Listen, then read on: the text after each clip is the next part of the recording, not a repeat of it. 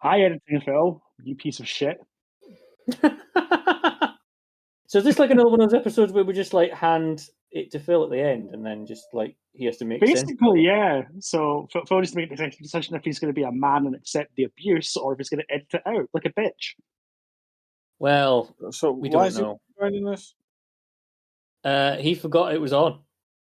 Oh, I mean, even me remembered it was on tonight. You know. Yeah.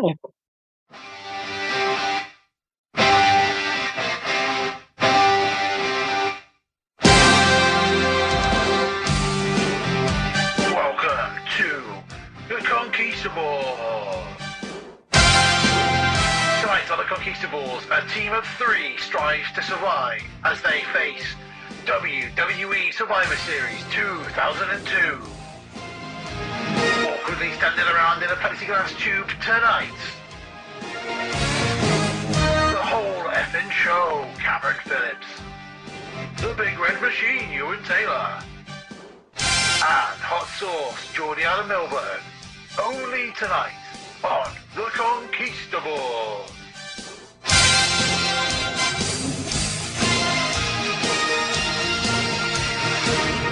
That'll be the 10th. That's the 10th birthday show, isn't it?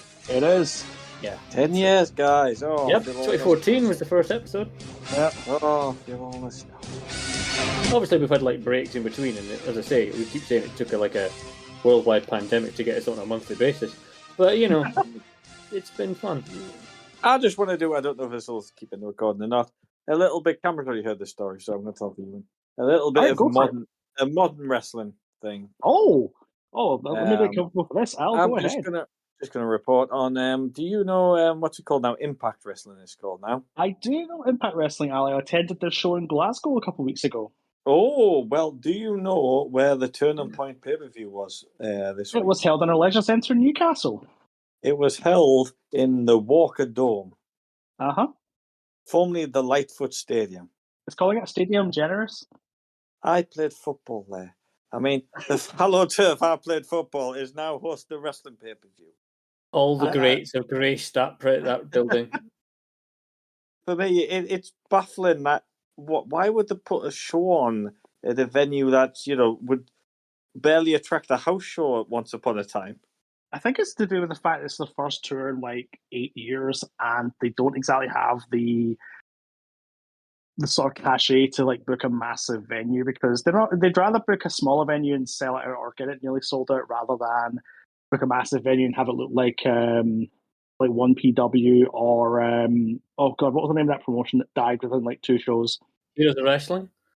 No. It was the one that died within one camp. Oh, sorry. It was on Channel 5. Oh, 5 Star. That's it. Thank you. 5 Star. Rey Mysterio and Johnny Nitro and stuff. Yeah, and they never paid anyone, and everyone got sad, and they disappeared because there were a bunch of cowboys. So that just blew my mind. If I'm sitting there playing football as a 14-year-old, you're going to tell me, you know what, in so many years' time, this will be a pay-per-view venue. I'm like, surely not. I mean, I've just, a few years prior witnessed Wembley Stadium, and now you're telling me this place where I play football is going to host a pay-per-view. Wouldn't believe it. Wouldn't believe it. Well, there you go. It did, and it was a fun show. I have to say, it was a very fun show. I've read the card, but I obviously didn't see any of it. But my friend was in attendance. Mr. Doctor Who Blues was in attendance for that. Yes, Mr. Doctor Who Blues, wrong podcast, but I just thought I'd mention that whilst we were on the subject, but we can now continue. I mean, we also discovered that one Leon Slater is now signed with Impact. Oh yeah, I think I saw that. Yeah. I haven't seen much of his work, I have to say. He is very good. Oh, okay. He took on Kazarian in the opening match of the Glasgow show, and I think about 5 people in the crowd knew who he was, but by the end, everyone was going absolutely mental because he is disgustingly talented for how old he is. How old is he? Like 21, maybe at most. Oh, nice. So he's done a lot in Rev Pro and such, but he's just disgustingly talented. And obviously the main event at Turning Point was Will Ospreay versus Eddie Edwards, and that Will Ospreay, he knows how to do a wrestle. Yeah, he does. He's got a couple of a couple of moves that he can do. Yeah, yeah. A couple of weeks ago, I watched him face Mike Bailey in a match that I think could be one of my matches of the year. I saw highlights of it, but I did not see the full match. Oh, They put some sort of edited highlights up on YouTube. I saw Grado made the card. He did, but he was on the dark match of this show. Although, to actually tell, I wasn't dark match of the pre-show. Did he use Madonna? I presume he probably did. He did use Madonna, yes, not on Turning Point because, well, that would have cost money. But yeah, that's what I made. Yeah, to the live audience, they used like prayer in Glasgow, and it got the appropriate reaction. Especially in Glasgow, I guess. Yeah. Oh hell yeah! I mean, we also had ICW ring announcer. My brain's died. Simon Cassidy. That's it. Simon Cassidy was the ring announcer for the night as well. Oh, nice. And he was having an absolute ball. Nice. Probably because it's like, this is what it looks like to like do it in front of more than like 100 people in a club. Because, haha, ICW, oops. We hired a bunch of sex offenders, yay! Is it going much nowadays, ICW, or not really? Put it this way, Al, they held Fear and Loathing this year 2 nights in the garage. Oh. Yeah, they've kind of gone a long Not way the down. Hydro. No. Not even the Academy. Kind of back where they started, like 2009, just about 2010. Have they been to the Barrowlands again? I remember we went to that one. I don't think so. Have they not even done Barrowmania? Oh, let me check. All right, I'm going to do an ICW timeline check live in the air. Nice. This will probably end up on the cutting room floor. Hi, Phil. I hope you're having fun. Hi, Phil, you piece of shit. Hope you're enjoying yourself. Brutal. Unnecessarily so. Euan, did you watch the Heat match beforehand this pay-per-view? I did not, actually. Okay, well, the Heat match involved Mr. William Regal. It did. We'll get to that shortly. We will. Let me. You got to cover all aspects of the. Of course. Right, where the fuck is the list of? Where is the events? Here we go. That would do it. No, they have not held. No, Barrowmania has not been held since. Guess in 2019. 2018, I think. 2018. Wow. Yeah. Oh no, sorry, tell lie. 2018. 2018. Was the last one, the 29th of April 2018. Main evented for Stevie Boy defeating BT Gunn and Mikey Whiplash, cancelled. In a 3-way death match. Nice. This was also the show where Kenny Williams had to leave ICW from losing his career. By leave, I mean go to WWE UK. Boo. Yes. Like so many others did, and then people wonder why they weren't exactly welcomed back to the Indies with open arms. Gee, I wonder why. Yeah, it's kind of it's Regal kind of battered on about that on his podcast before he went back to WWE and they couldn't do a podcast anymore.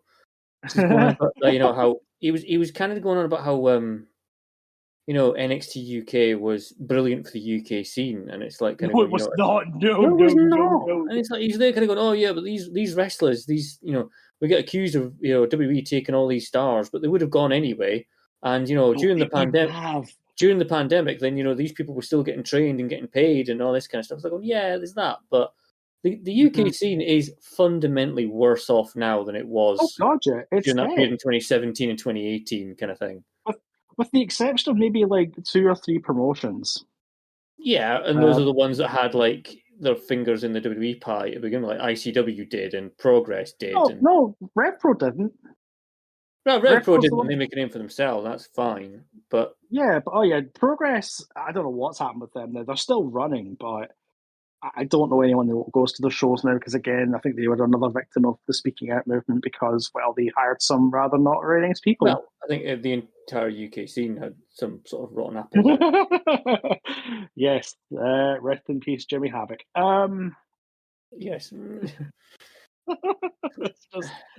It's sad. It's for people to say that. Oh, we because we wanted to bring UK wrestling to the world. Then why did you go to a large multinational company who were just going to like swallow you up? Yeah. So I don't feel any sympathy for any of them because if I go, oh wow, I'm getting abused. Good, you left and took the money. You're a piece of shit, and I hope you get put on. Anyway, Survivor Series 2002. Recent history has seen many changes. And as the architect of this revolution, I consider myself to be the primary catalyst in creating a product vastly different from that of my opposition. Evolution is a necessary process not only manifesting itself in nature, but a phenomenon occurring rapidly in world wrestling entertainment. Tonight, the most ingenious creation in this evolution will come to fruition: the Elimination Chamber.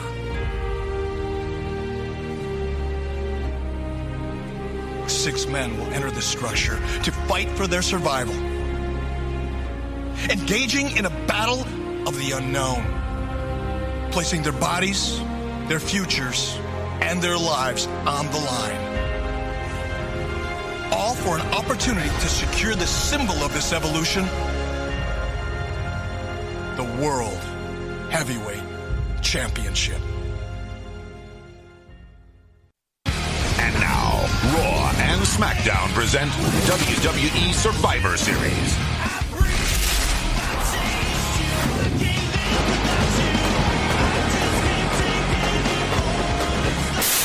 I was going to say, speaking of large multinational companies that'll swallow everything up, we're back in 2002. It's November of. It's nearly 21 years to the day. Just about. The 17th of November, 2002 is Madison Square Garden. It's the 2002 version of Survivor Series. I love MSG as a venue for wrestling. I know I've said this before, but I love the way it's set up. What with having the entrance on the hard cam? Yeah. And just, which they don't tend to do anymore? No, it's always to the left or the right. But just the fact that it's not even like a massive stage or anything, it's literally a video door that certain wrestlers nearly destroy coming out later, which we'll get to. Yeah, pretty much. Yeah, we'll get to. Yeah, but it's like, you know, for all the kind of like, you know, the sort of like massive Titantrons that we have now and all this. Yeah, MSG is like the polar opposite. It's just like literally a door. Here's a video door. Yeah, on you go. I mean, even like Rumble 2000, it's literally like 2 corrugated bits of steel, which is probably difficult considering the semi-main event of that show is Cactus Jack and Mick Foley bleeding and throwing each other into it. MSG, obviously with its history of as far as the WWF, WWE go, is phenomenally, you know, intrinsically linked to that company, and you know, whenever they run MSG, it's always, you know, gonna have a fantastic atmosphere to it. I don't think this show is any exception to that rule. Oh no, this show is great.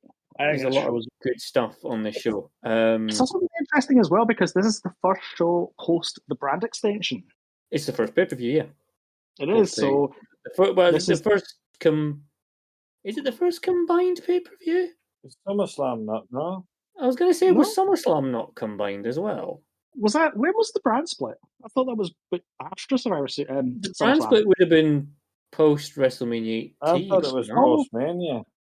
Oh, yeah. Fuck, okay. Well, I got my timeline wrong then. Okay, because that's when you have like Flair and Vince doing the draft picks. Oh and God, you're right. Yeah, okay, my timeline's wrong. Because then you don't like you get the whole thing of like, you know, Bischoff coming in later on and taking over Raw, and then as we saw and see from the show later on, Flair's kind of reduced to being Triple H's lackey for a while. Hello, Evolution. Yeah, hello. Well, that's a coming, but you know, we've yet to obviously get Batista and Randy Orton. Well, Randy Orton will appear later on in this show, but not. Yes, he shall. We'll get to him. We'll get to him. I'd just like to say as well, like back to the arena, is that nowadays they just make every arena look the bloody same. So it's very odd. Yeah, it's very odd to watch a pay-per-view and have any nostalgia of where it is because it just looks the same as anywhere else. It's generic, it's homogenized, and I know why they've done it because it's less effort. But like you say, I couldn't tell you anything about a pay-per-view this past year as far as looks goes, with the exception of Saudi Arabia because, well, yeah, you know, it's amazing what Blood Money will do. Anywho, we have about 14 million people on staff for this show, minus the wrestlers, because we've got 4 commentators, 2 for each brand. We've got 2 interviewers. We've got 2 ring announcers. And it's just messy. It is slightly overblown, but I think that was kind of the whole thing with the brand split, wasn't Yeah. it? They were trying to basically make it two distinctly different shows, and I don't think that Yeah. quite works. As we'll No. as this show goes on, we'll see more and more evidence of that. Al's probably going to want to talk about the Heat match. Yes, Of course, Al, go ahead. Of course I am. So I watched all of Heat, actually. Wow. Although a lot of it was hype videos, so I'll fast forward a bit of it. But there was two Scott Steiner promos in Heat. Right. They didn't seem to show any footage of him as a Steiner brother. It was all later WCW stuff. And they're doing interviews and things. And, it was a bit overkill. Do you think Scott Steiner might be turning up tonight? I couldn't possibly say. Do you think he might be turning up at Survivor Series? It just seemed out of place to have them two promo videos. It's just weird, unless you just pick some random WCW guy just to have a promo, that might be a free agent whose Time Warner contract might have expired in the weeks beforehand. Yes. Well, the other weird thing on Heat was Lita and the coach were your hosts. Oh, okay. They said they weren't allowed to show the chamber, even though it was hanging above the ring. Yeah, what is that?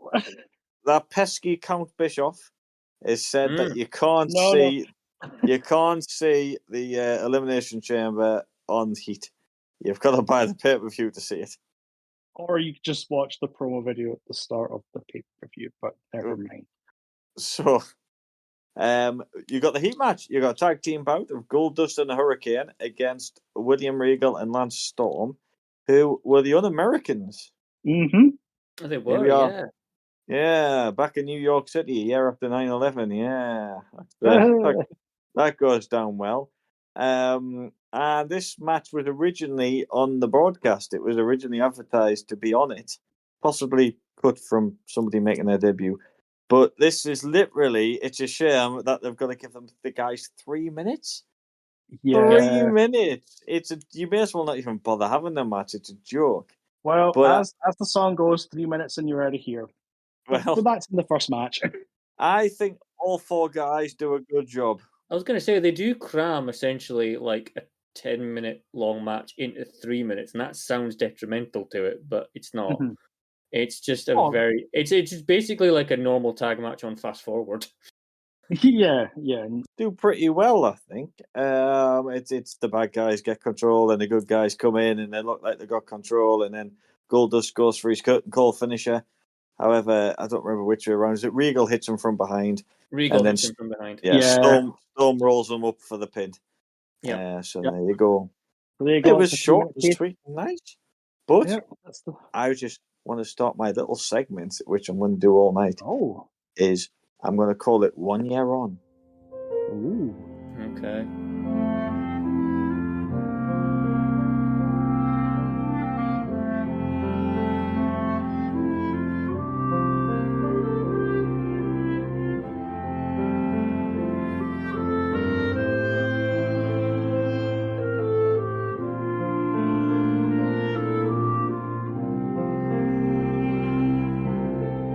A year ago was the big Survivor Series match, of course, that WCW were eradicated. No more. Yeah. Done. That's a word for it. So let's see how many Alliance stars make this show. Oh no. First of all, you had the team of William Regal and Lance Storm. Yes, we all know William Regal wasn't really, but he did join. So you've got them two. And of course, they both had to get the jobs back through various means. And Mr. Regal had to join that famous club to get his job back. He did. Yes, he did. He had to join the Vince McMahon Sexual Abuse Club. Which was very sad. Storm, on the other hand, had to win some matches that he kept losing. I think Kane and then the Big Show, if memory serves me correctly. And the last chance, he had a last chance saloon against The Rock. And due to Jericho's interference, Rock got counted out. And Lance Storm got his job back. So there you go. Hurricane, on the other hand, I don't think he did anything. I think he just sort of magically just kept being employed for some reason. I don't think they give him a storyline of why he was still employed. I don't remember it anyway. He's like an early days JTG. So he's just there, and of course Goldust wasn't even wrestling for the company last year. He came back at the Rumble. He was a guy probably possibly sitting out his contract. I'm not sure how it worked, where he was at the end of WCW, but do you kind of forget that Dustin Rhodes was like in WCW on his dying day? Yeah. Oh yeah, he was there. Oddly as well, by the way, on Twitter or X, whatever, the other day, I noticed that Dustin Rhodes had retweeted the video of him having the entrances 7. Oh, because it was like something like 24 years ago or something like that. 7 NWCW. Oh, yeah, you know when it's like kind of going, oh yeah, that's the promo where you buried the entire gimmick in one. Is he looking through the window of some small boy sleeping or something? Isn't that in it? No, well, that was the build up. Yeah, the build up, wasn't it? Yeah, it was a bit this was odd, his actual like promo live debut in. Is it just like this sucks or something? Is that pretty much his promo? It's he's basically like kind of going, oh, you made me look like Uncle Fester and all that one, which is weird how he would suddenly want to promote that, but never mind. So that's where we go, and then we move into Survivor Series with the nice opening promo.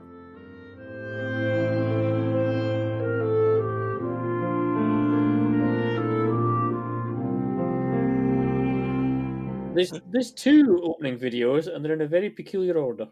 Yes, there are. So our first video is hyping up the semi-main event of Brock Lesnar versus The Big Show, and it's very weird seeing Brock Lesnar in the position where he's seen as the vulnerable one. Whereas fast forward to 2023, Brock Lesnar is the big giant killing machine that just turns up for the big sack of cash.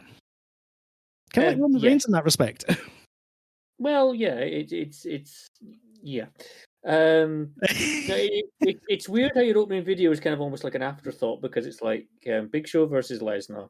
Yep. This is for the WWE title. This is for like the belt that you know Hogan had, and Macho Man had, and Warrior had, and Bret Hart had, and Shawn Michaels had, and The Rock's had. And, this is it. But now it's seemingly an afterthought, and I can't help but feel that that's because who's got the world heavyweight title? Possibly. We'll get to that in a minute or two. It's probably not important, but yeah. So we cut from that to what I wrote down as Eric Bischoff wanking himself off over him creating the Elimination Chamber. Well, in kayfabe terms, you have to admit that Bischoff is the inventor of this. I mean, yeah, he apparently, which is weird. Well, yeah, but I mean, is it the most ridiculous thing Eric Bischoff's claimed to have done, either kayfabe or non? So, so we get glimpses of the cage, and we get to see the participants taking part in it, and quickly we know this is going to be the main event because, well, it's the first of its kind. Yeah, this is why I picked this show pretty much, is because not only was it near sort of like to an anniversary of the actual show itself, but this is the first presentation of the Elimination Chamber as we know it today, which some people might have said was a bit of a glorified Hell in a Cell, and I think the Armageddon Hell in a Cell, Armageddon 2000, was probably a lead up to this. Yeah, yes. That's fair kind of thing. But I think we'll get onto that at one point. I think we'll do that pay-per-view at one point. Oh yeah, that was a. If I remember right, that was a good fun pay-per-view. It contained a Samoan being thrown off a cage onto a hay bale. Yes. No, it was Sawdust. Oh, sorry, Sawdust. Yeah. Whatever. Fat man fell off the cage. That's basically it. Yeah, that's basically it. We also get a little shot from WWE New York. Do we remember this? Oh, it was the World at this point. It was no longer WWE New York. It was the World. Was it the World? Ah, right. I see. It's an entertainment and restaurant complex in New York City. Have you been? Technically, not really. Technically, I have been to where it was, but obviously, I don't think it was a thing when I was there. I see. Which I'm going to Google to see when it was shut. Actually, do you know what it is? I've already Googled it. I've saved you the effort. Oh, when did it close? It was closed in April of 2003. Oh, well, I was there well after then. There was a 2-year gap between the building was empty. It is now Hard Rock Cafe, New York. Yep. I've been in it, but we couldn't get a table. But I've at least been in the entrance to it. Yeah. Nice. Okay. So your opening contest of the main show is the 6-man table elimination match, which pits the somewhat odd team of Bubba Ray Dudley, Spike Dudley, and Jeff Hardy against Rico and Rosie and Jamal of 3 Minute Warning. got 3 minutes. Anyway. I've just got that song up my head, Al, thanks. One point I want to make before we start the match is, remember I said that they wouldn't show the chamber during the heat match? They show it in like the first 10 seconds of the show. They're literally straight away the show starts. Like, there's the chamber. Oh, yeah, because you paid your money now. We've got your money, fuckers. Yeah, this is like, we got your money now, you bastards. There it is. You can go to bed. You've seen the chamber, yeah. Welcome to the world's most famous arena, Madison Square Garden, and there's your first look at the Elimination Chamber. It is 10 tons. So yeah, these teams are very. I mean, I suppose the 3-minute warning team makes sense because Rico's technically the manager of 3-minute warning at this point. But Bubba Ray and Spike. I mean, isn't there one that's missing? You know, I don't know, maybe another. Well, don't forget, because he had a famous catchphrase, testify. They had to give him a whole gimmick based around that. Oh, so now he's the Reverend Devon, and he's got his own deacon. He's got Deacon Batista to keep him company. That guy will never amount to anything, will he? That's how Dave Batista was introduced to the wrestling world, as a bloody guy with a box around his neck. He'll never become anything. There you go. Oh, Jesus Christ. This era WWE is wild. So the Fink explains that, you know, you got to put all 3 members of your team through a table. So it's an elimination match. JR is very horny during the start of this match. JR comes out with the line, "You feel like a little wood," and that takes the king back. Yeah. just yeah. Yeah, we all know JR's sort of motivations on Twitter these days. JR's a thirsty boy.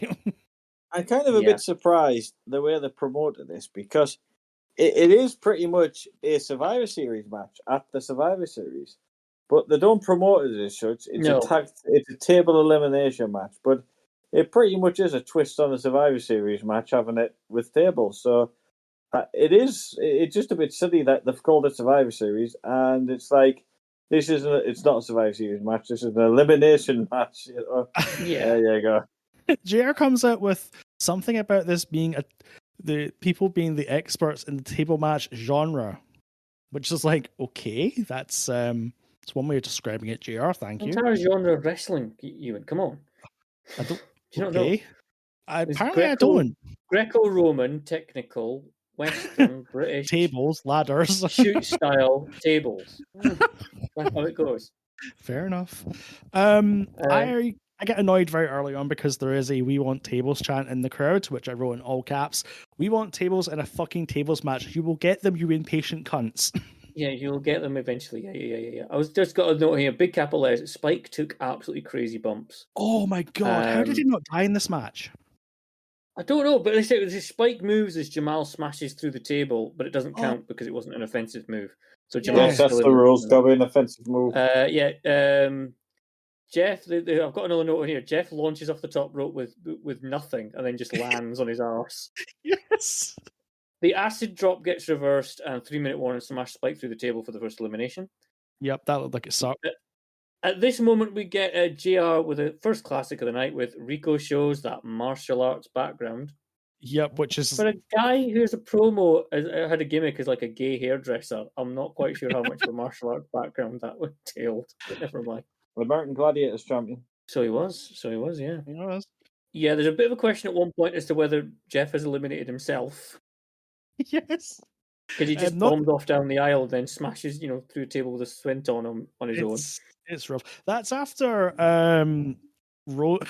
that's after Rico murders a cameraman. Yes. He gets thrown at the rope and takes out one of the camera guys on the floor, to which I laughed heartily and replayed it at least 3 times because it got funnier every time. There's also a spot in this where Rico's on the turnbuckle, and obviously has to kind of like wobble and kind of wait for Jeff to like punt him off. Have we not fast forwarded quite a lot to get to that already? No. Is there anything you want to talk about in the meantime? Well, Jeff Hardy jumps off the balcony to eliminate. Oh, that's true. Yeah, but he does. He does.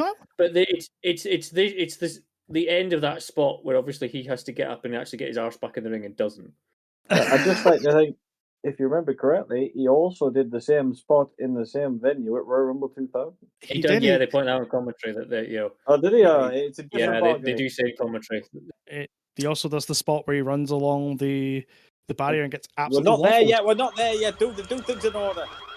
Yes, Dad. So what happens is, I'm trying to keep some decorum to this podcast. Oh, you're trying to keep some decorum. Sorry, we've been going 10 years and now you want to add decorum to the mix? Well, okay, if I can't do that, some continuity, then that'll do. Fair enough. Okay, we'll let you have that. So what happens is, yes, you're right. So they went one guy up, and then Jeff Hardy jumps off the balcony to put. Is it Umaga through the table? No, it's not. It's the other guy, isn't it? It's the superhero in training. He puts him through the table, doesn't he? And then, so that evens it up to a piece. Then you're right. Then Rico goes to the top rope, but Jeff Hardy, I don't know if he's too a bit injured from it or a bit out of it, but he's very late. But there you go. Cam, you continue. There's a bit where Rico kind of wobbles on the top turnbuckle and he's facing his back's towards the ring, and it's obvious that there's a spot was supposed to be that Jeff would kick him off the turnbuckle and he might smash through the table. But in the original broadcast, I have a distinct memory of that not happening and Rico bellowing at the top of his lungs, "God damn it, Jeff!" Oh no, you're right. Definitely there, just not on this version. Yeah, but it's cut from the network version. It's one of the many things that I remembered from watching this originally that aren't there on the network version. It's also cut from the DVD release as well. Is it? Yeah. Interesting. They had a habit in the 2000s to edit the live broadcast for mistakes and stuff, yeah.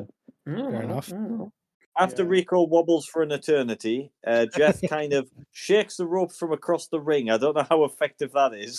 I don't know how much of that vibration would have got through the rope. I'm questionable about if this wrestling thing's 3 on the level turnbuckles or something to get through. He's maybe just very sensitive to changes in atmospheric pressure, is Rico. Then he falls off. Yep. Then we get this bit Euan was on about when Jeff Hardy runs the rails and he slips. He slips a little bit, but he's lucky the spot seems to be him just getting hit by a table. It seems to be adds to the kind of spot they're going for, rather than if he was supposed to land something, it would have looked a mess, I think. Yeah. Start the CTE counter for Jeff Hardy at this point, because that looked like it was not fun. No, not at all. Not at all. But I say we're only like a year away from him getting, just less than a year from him getting fired the first time, aren't we? Yeah. Then Jeff gets put on the table and Umaga goes to the top rope with Jeff on the floor, and he performs a splash from the top rope onto the table, which is on the floor, and that's Jeff Hardy done. So we're now 2-1. Yes, that is correct. JR, shortly after that splash, JR comes out with "This is Impact." I wrote down "No, JR, that doesn't exist just yet." Well, no. We end up with Rico and Bubba. Yeah, well, a strange combination. As a one-on-one. Well, hang on again, continuity. Jamal seems to mount the turnbuckles with Bubba Ray. I don't know what spot he was going for, but Bubba Ray just picks him up in a powerbomb from the top rope and gets him through the table. Yeah. So that's now we're 1-on-1. Now we're 1-on-1. However, Bubba's got shit teammates because they don't come out and help him. But all 3 of the other team just start wailing on him. No, I was going to say there's a reason for that though. There's a reason for that because in the storyline reasons, there's not really a reason for his other teammates to abandon him. Not really. No. So it's looking grim for our friend Bubba Ray. He's getting the absolute crap pasted out of him. But then, a hero comes over the horizon. Devon Dudley appears from SmackDown, as JR points out, to save the day. Devon appears. A wild Devon appears. And for one night only, Team 3D are back as they proceed to kick the living daylights out of Rico and eventually 3D him through a table to win. Which I'm not sure if that was a legal elimination because Devon wasn't even in the match and he was involved in the move that. Well, no, you can't have a DQ in a tables match. That's just stupid. What I'm saying is that elimination should not have counted because while yes, it was an offensive maneuver, it was performed by a member that was not in the actual match. So technically, that match never actually ended. So do you think, for the last 20 years, Rico's been following Bubba Ray around to try and get him for a table, just waiting for that opportunity? One day, they're at dinner or something. Right now, I'm going to put him through that table, yeah. What was the match tonight? What No, was it not Joe Henry versus Chris Renfrew in ICW that was a Falls Count Anywhere match, and one of them They ran fought away? out in the streets. Yeah, it's just like it went on for weeks. It was. Oh god, it was ridiculous. So yes, your winners are Bubba Ray Dudley, Spike Dudley, and Jeff Hardy. My last note of this match is I fucking hate this brand split. However, I've got to say the New Yorkers seem to really appreciate this little bit at the end. Oh yeah, they go absolutely ballistic. The crowd's great all night. Yeah, the crowd is. Yeah, they really appreciate it. And have you noticed as well, by the way, that only at the end of this match does Jeff Hardy get carted out? Yes. He's absolutely broke, and he just like suddenly you realise and go, "Oh shit, he's been on the floor this whole time." Yeah. Well, they didn't want to interfere and ruin the match potentially. No problem. So we cut from this to the world for some reason. I don't quite know why, but we did. And we cut back to our first SmackDown match of the night for the WCW Cruiserweight Championship. That's a Freudian slip. Whoops, let's try that again. For the WWE Cruiserweight Championship, which may as well be a WCW offer match. Pretty much, it's the champion Jamie Noble with Nadia versus Billy Kidman. Hang on. We're just going to go back to do some continuity. Devon Dudley gets drafted to SmackDown. So no, sorry, drafted to Raw. Sorry, wrong around. Drafted to Raw, I believe. So the Dudleys do indeed become a permanent team again after tonight. Yeah, I was going to say they this isn't for one only. They are a team again after this, which makes your brand split really good. Well, yeah. The problem is they broke up the APA, the Hardys, and these guys, and it's like, why are we breaking up all your tag teams? You're idiots to try and have Bradshaw and Bubba Ray do singles runs and Reverend Devon. It wasn't the best of ideas, was it? Oh, and just think we're a few years away from the JBL either. Well, I'm sure we'll cover that at one point. But I need to do my 1 year on segment.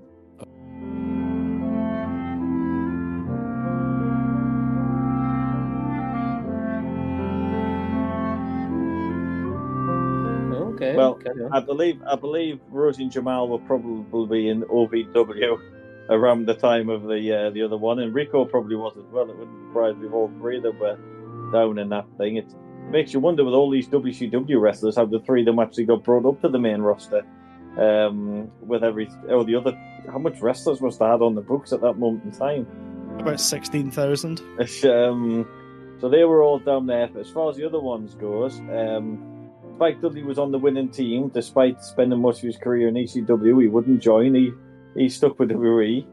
Bubba Ray Dudley, you remember, was indeed on the losing side, but he got the loophole. Him and Devon were tag team champions, so they were allowed to keep their jobs because they were reigning champions. Do you not remember that little loophole? There were too many loopholes. There was. So if you were a reigning champion, no matter which side won, you still kept your job the next day. That's what it was. And then obviously Jeff Hardy was on the Team WWE, so that's them. But the next two guys are on the bit, so let's get the Cruiserweight match.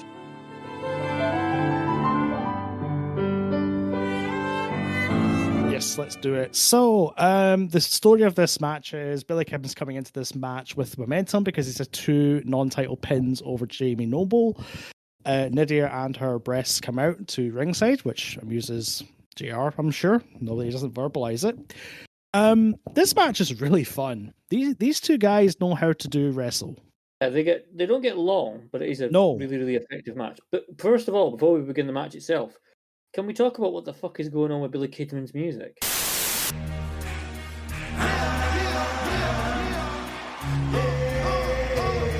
And the challenger from Allentown, Pennsylvania, weighing in 215 pounds, Billy Kidman.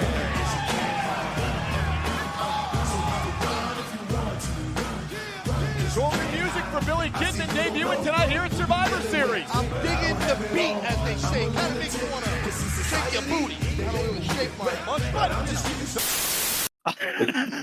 It's his debut of that music.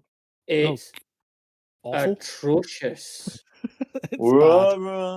It's not even in a period of time where WWE seemed to be obsessed with making like new metal versions of all their usual entrance music. This is dire. It just doesn't fit him at all. And it's just this dirge. It's horrible. Anyway, crack on. I didn't write a lot of notes for this particular match. I just sort of sat back and watched it. It was a bonus track that was on the anthology. Oh, I think you had to plug play it on your computer or something and download it from somewhere. God, it's one of these things where it's like a hidden bonus track that you put it into your CD-ROM drive and waited 7 years for your connection to download it. When they were desperately trying to get people to buy CDs over buying Napster, or just ripping it off Napster. Over buying Napster. No, that was later on. No, wait a minute. No, you didn't buy anything on Napster. That was the whole point. There's a primetime Conquistabores, memories of early 2000s computer technology. Winamp. Oh, God, yes. Winamp, Real Player. Real Player's one I was like. There you go. I remember like getting a Real Player update once, and it went now with VHS quality video. And it was like, well, yes. Yes, we've done it. We're here, folks. VHS, motherfucker. No, I've got here. I've got Kidman gets 3 pin attempts in the first 2 minutes. Yeah, that's impressive. Taz has a wonderful bit of commentary where he says, Jamie Noble's got some tactics up his sleeves. No, wait, he's got short sleeves. He has no sleeves. This is the first outing for the SmackDown announcce team tonight. It is. I think Michael Cole has gone through puberty. It's not quite a Tony Schiavone situation at this point. But yeah, this is the first time that Taz and Michael Cole are together, and this commentary team carries on for quite a long time. It does. Because, I mean, when you think about it, Taz has been commentating probably now longer than he was ever wrestling. Oh, God. Because he starts off with this at SmackDown. He ends up in TNA, doesn't he? Yep. And now he's doing AEW and Dynamite. Yep. So he's done well. He's done well for a guy from Brooklyn. Oh, yeah. No doubt. I've got Kidman midair drop kicks as Noble comes off the top rope, which looks impressive as hell. Yep. Kidman face plants Noble. Nydia pulls Noble out from a shooting star attempt. I've got there. Did Jamie Noble just pull out a Tiger Bomb? Yes, he did. He certainly did. That was his finisher at one point, yeah. I mean, well, yeah. Kidman. I don't know what during this match, but it was. Kidman top rope facebuster for 2. Noble gets a guillotine DDT in for 2. And then Kidman later gets a shooting star press for 3. There's a new cruiserweight champ. And Kidman is straight off through the crowd with the belt. Oh, he's done. He's gone. He's like, I'm getting my paycheck. Thank you. Good night. People say Kidman bodges the shooting star press quite often, but I haven't seen too many bodges. But no, he's good. I would say the gold star botching the shooting star press is still Brock Lesnar's attempt at it, where he nearly died. We know that. Yeah, with the rotation. You may as well do it on it. You may as well do it on the biggest stage of them all, so everyone remembers it. Yeah, here's your WrestleMania moment of snapping your neck. I just thought I'd throw this in there. I got my picture taken with Nydia once. Oh, yeah. Was she at Leisure Centre in Newcastle? No, she was at Leisure Centre in Newcastle. Was she around the back by the bins? It was at the arena. Oh, that one by the bins. But no, I got a picture of Nydia. By the bins. The bins are getting mentioned a lot, but there'll be no bin chat on this podcast. I can hear Phil right now. First left, second right, third on the left, go straight ahead, under the stairs, past the bins, fifth door on your left. Hurry up! I just thought both these guys were brought in from WCW, of course, when the invasion started. Noble, I don't believe, was even on television, I don't think, in the first bit at all. Oh, I think you're right. Kidman was, but I'm not sure if Kidman was injured. Was Kidman at Invasion? Was he? Not Invasion. Was Kidman at? God, I can't remember what it's called now. Yeah, Survivor Series. Was he in that Battle Royal or not? I'm not sure if he was or if he's out injured during the later stages.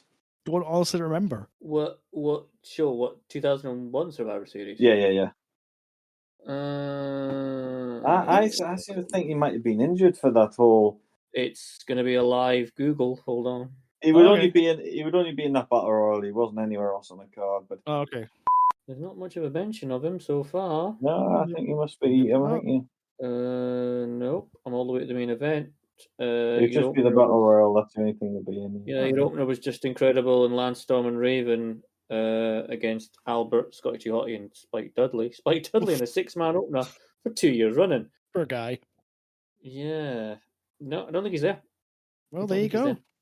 And the only other thing I'd like to do is what happened with the Cruiserweight title. Well, you might remember the Survivor Series, there was no unification match. Nope. I believe Tajiri was the Cruiserweight champion going in, and X-Pac was the light heavyweight champion, but X-Pac was injured. So it was almost like they didn't really know what to do or what to call the belt. So if I remember correctly, it was taken off telly for a little while. I think it was, yeah. I think it was while they worked out if they wanted to still call it light heavyweight or just call it cruiserweight, and we know what happened. And they did. They just brought it back as the Cruiserweight title. I think, was it Tajiri? Oh, I'm going to have to think this myself. Was it Tajiri didn't... I don't know. Hang on. Right, you talk amongst yourselves. Okay. We can talk about the next segment after this, where it's Kurt Angle talking to an invisible man, because, we can't... This man is no longer... We've kind of been through the sort of aspect of watching Chris Benoit matches for this show. Yeah. I find myself, as I've said a few times, having to seriously do a good level of disassociation. Yeah, it's not fun. Did. So I Chris Benoit in my notes, anytime I refer to him, is just redacted. That's what I put down. Kurt's with Chris Benoit. They're a tag team, but they're not really getting along very well. Yeah. It does have Kurt. We're into Kurt Angle groofiness. Yes, absolutely. I was going to say, we're a unit, amigos, bosom buddies, friends to the end. I thought at that point Benoit was going to just slap him in a... They hug. Tag partners don't shake hands, they hug. Yeah. And, it's just and while Angle says, let's get tough. I'm like, oh, God. Yeah, it still baffles me that people think he should be in the Hall of Fame. He should certainly not be in the Hall of Fame. No way. Not a chat. I mean, you can appreciate the character of Chris Benoit as a wrestling entity, but however, not the human Chris Benoit. No, which is the issue. But people will say, but such and such is in the Hall of Fame. Yeah, such and such doesn't murder their entire family. Yeah, blatantly murder the entire family, then murder themselves. Just some people he knows in the case of Jimmy Snuka. Well, yeah, exactly. Oh dear. There's a whole ream tonight. Getting onto the next section, there's a whole ream tonight of them cutting backstage to individual wrestlers that are participating in the Elimination Chamber and watching them warm up.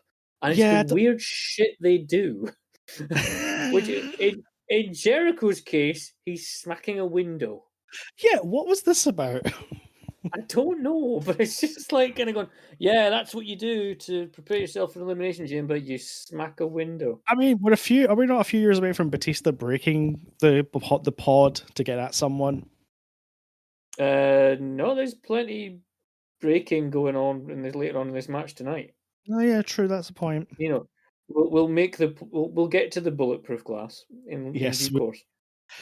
But first we get to watch the build to our next match, which is a hardcore women's championship match. Trish Stratus defending against Victoria. The basic premise of this match is Victoria's gone a bit mental. Yeah, well, you get is it FU? Yeah. Like this. GTV, brought back again. Yeah, if you kind of like go along with this as a kayfabe kind of thing, they've set up a camera in Victoria's dressing room. But it looks like she's in the store cupboard. I think she is in the store cupboard. I think this is a legit janitor store cupboard because there's just like mops and buckets everywhere. Yeah, it's just like this is not where this poor woman gets changed, surely. No. But anyway, at least she has an ironing board. That is true. Somewhere Jeff Jarrett is smiling. Jerry Lawler does get, and I don't often reward Jerry Lawler with any kudos for his commentary because usually it's quite shit in this piece. Yes. But he does get a fantastic little snippet in this one with she, meaning Victoria, hasn't been right since the house fell on her sister. Which I thought was good. That's good. That's funny. That is funny. Yeah. I get that. So, yeah. The premise of this match is that apparently Trish Stratus has apparently stopped Victoria from getting a job in WWE because they both came up in the fitness modeling world, and apparently Trish did something to Victoria to stop her getting a job, and obviously Trish went on to do what she did in like taking the women's title away from just like tits and ass to actually wrestling for a change. Which are we back to that again nowadays? I don't know. Didn't Victoria start life out at Godfather's Horse? I think so. Come along, that would not surprise me. Come a long way. Godfather did have a lot of hoes. Well, yeah, many and every time. They were. Why is it like this is very much in that line of WWE and women's wrestling where they either go into two categories. Either it's all American, clean living, fantastic, good-natured blonde girl next door, or it's utter crazy sex bitch psycho. Because those are the two things that turn Vince McMahon on. And that's probably the two things that turn Vince on. Yeah, sorry. So anyway, yeah, there are no other. I've got here, fully into either sex kitten or psycho crazy. There are no other women. No, that's it. This was your typical hardcore match. I didn't think there was anything too special about this. Oh, I quite liked it. There's a novelty in it being for the women's title and it being women that are in it. And it is they do go absolutely great guns. Oh, they go mental. I'm not saying anything negative against the match. I'm just saying that it's very hard, the very WWE hardcore tropey. But yeah, the novelty of it being for a women's match one and also being for a championship, it does add to it. Again, the crowd are very into this. Yeah, the crowd are massively into this, especially right from the opening bell. I mean, Victoria doesn't even let Trish get her coat off. No. And they're just like, rather than wrapping it around her neck. There's a broom initially. That's the first sort of weapon that they fight over. So lots of fighting with the broom. Trish gets flung into a bin. Yep. Which is, and then there's the ironing board gets involved again because you get Lawler going, Trish even irons, which, haha. What I really like about this match, though, is the fact that, and I've never really seen it with any other hardcore matches, there's bins full of weapons tied to every corner. Yes, that makes more sense, doesn't it? Yes. Yeah, I was like, oh yeah, they've got like weapons, like completely. They don't have to go looking for them under the ring, and like they've been placed there by. Yeah. It's an entire B&Q under the ring. No, it's just like out in the open. Like, here you go, ladies, go wild. Yeah, exactly. And then you get there's a little bit of blood because Victoria gets a nosebleed. I don't know if that's hardware or whatever, but it does get that because a kendo stick ends up coming into it. Lawler kind of like very hopefully says any minute they'll tear off clothes, but I think that's just him hoping. Yeah. There's a bit of a screwy bulldog at one point. JR tries to say on commentary it's a modified bulldog, but come on, mate, no. No, it's modified in the way that it's a botch. It's a bit of a botch. Yeah, it's strange. It's almost like Trish Stratus was supposed to wait like a few seconds before she tried to go for the bulldog to get in position, and she just hit it too early, so Victoria had no choice but to fall down, sort of thing. Yeah. So, and then we get the fire extinguisher involved for the ending. Yep. From under the ring, Victoria gets the fire extinguisher. Eventually. Sprays it into Trish's face. There's a snap suplex, and then Victoria gets the pinfall. It does seem to come really suddenly, that pinfall. No, I was wondering if they had gone over time and they were given the heads up, right, get to the finish. I think there was supposed to be some spot with the mirror. Did anyone else notice the mirror getting brought out? Oh, yeah, that's right, because obviously Victoria in the promo before the match, so, is asking the mirror, who's the fairest of them all, and the mirror says Trish Stratus, and that makes her upset. Well, the mirror gets there, and then for reasons I'm baffled by, Trish Stratus accidentally stands on it and breaks it in the middle of the match. It's like, so I don't know if there was supposed to be some spot with that was too knackered to use, so they had to improvise. It has the implications of being a sort of like a sort of plan B ending. But I thought it was quite good. Now I'm googling this, but I can't find it. Obviously, you'll not know because of the way the network does things. What theme song did Victoria use? Did she use the tattoo song for that match? I don't think just yet. No, I couldn't remember. Obviously, whatever she used was probably cut from from that because it does seem there was something else. But I don't know when she started using that, so I was trying to find it. I can't find it unedited. I can't find an unedited version on YouTube. Let's see when the song was. The song was released in September 2002, so it could have been. It could have been, but I don't know. Anyway, somebody can tell us, or Phil can put they a bit will. of. Let's make Phil do some work. Phil, can you check this out for us and let us know in the edit? Thanks. No. I think I've just found my answer. I think it was Armageddon. She used it for the first time, so she wouldn't have used it at Survivor Series. Pay-per-view after, I think, is when she would have There we go. What happened to Tattoo, man? Well, they're Russian, so they probably are in a gulag right now for some reason. Possibly, yeah. Hold on, I'm just like I'm googling now.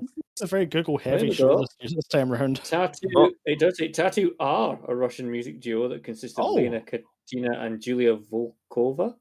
The singers were part of a children's musical group. Ooh, okay. Being managed by... Hello. Hang Fire. They were active between 1999 and 2011, and they've reformed last year. Oh, okay. Well, maybe Victoria will turn up at the Rumble. You never know. Wow. I mean, they need 30 women, so it's always possible. Christ alive! Yeah, well, look at this. There's a whole thing. Oh yeah, there we go. Their last album was in 2009. It was called Waste Management. There you go. Yeah. There's your tattoo research. You're welcome. Yeah, thanks. It's a pleasure, guys. It's a pleasure. It's all good. It's all good. It's not like me to be. We're prepared for these things. Oh yeah, of course. So we cut backstage to Booker T doing some odd warm-ups for the main event. And, he's shadow boxing, which is at least slightly better than just slapping a window. Possibly. We then cut to two insufferable tossers, Eric Bischoff and the coach. This is basically just Bischoff bragging that he's made the GM of SmackDown, Stephanie McMahon, look bad. I zoned out during this, to be perfectly honest. Until the Big Show showed up and basically told Bischoff, you made a mistake trading me away. I am going to show you wrong by winning the championship tonight. Yes. You made a big mistake trading me. I've got that written down here. And he got 4 wrestlers for the Big Show. That's 1 per limb. I think he was underpaid, to be honest. But anyway. Now, I can only remember 3 out of the 4. All right. Maybe we'll Google again in a minute. But he got Devon Dudley. Okay. Yep. Oh, God. He got Ivory. Okay. He got Val Venus to become Sean Morley. Okay. Now, I think the last one's Al Snow, but I can't be sure, so I don't know if I can have a look at that. But you talk amongst yourselves. I'm actually doing it right now, so let me have a look. So, I hope Phil's editing out all this on-the-fly research that we do. Oh, yeah. We enrich the show, but, it has to be. It has to be done. I'm taking a little Google break because I've just had to meticulously research Tattoo. Oh, Al, it's like they're in the room. It's amazing how Al can sound like a Russian lesbian when he wants to. Oh, well, Al Snow's on Raw the next week, so it's a possibility. Al Venus, Ivory, Maven. Oh, Maven. It's Maven. Oh, is it Maven? That asshole. Who, by the way, has a YouTube channel that is quite good. Oh, yeah. There's a lot of cool stuff on Maven's YouTube channel. Didn't he do a video recently where he compared what he got paid on Raw and then SmackDown? Yeah. He does. It's part of its appeal is genuinely that he doesn't sugarcoat anything. He's genuinely like, this is what I got paid for being a WWE superstar in the early 2000s. And he's there going, most of it's like talking about how, some people some wrestlers really hate like the upper card guys because it's like, they're hogging all the spotlight and they're doing all this kind of stuff. But he says, trust me, if you've been on a tour and you do shows that are headlined by Steve Austin and the ticket sales that he would put, across and put, put through, and you get a percentage of that, and then you do another show later on in the same run that doesn't have Steve Austin on, you notice the financial difference in your own pocket is the difference to Steve Austin. The name like Steve Austin making. So he's like going to go. So that's why he says, "I didn't mind Steve." For that reason. There you go. We cut to Brock Lesnar with his manager Paul Heyman, and isn't it funny? Heyman standing in the background holding a championship belt. It's almost like 21 years later. He's doing the exact same thing. Yeah, Heyman mentions how Lesnar's taped his taped ribs, but it's actually more of his abdomen that he's taped up. It's not really his ribs. And the line that's the kind of dead giveaway for what will come later is when Heyman smiles and says, "I'll be making sure my client leaves tonight WWE champion." Yep. And there's a big question about whether Brock can F5 the Big Show, which obviously he surely can't. Surely not. Surely not. Surely can't. No. Fun fact, this is when Heyman was one of the writers on SmackDown. Can well believe it, because he's responsible for pretty much the next match, isn't he? Yes, that next match. As far as writing goes. Happens to be... Oh, in fact, tell a lie. There's a video package first. Yeah. But no, this is Brock Lesnar versus the Big Show for the WWE Championship. This is obviously, as we mentioned before, secondary to the Heavyweight Championship. Yeah, weird seeing Lesnar in the role of sympathetic babyface. It is. I suppose because he's still so new at this point. Obviously, he's been pushed to the moon, but he's still very green. He's still very unknown to a degree. And the Big Show does present a big challenge, because obviously it's the rookie going up against the established name. There's a weight difference, and there's a lot of questions that can Brock actually overcome this man mountain? Oh yeah. I don't know. The problem with the Big Show thing is the fact that he turns heel to face with the regular abandon. Well, I suppose this is only like Big Show's third year? Yes. He's 1999. Valentine's Day Massacre 99. He comes into WWF, doesn't he? He does indeed.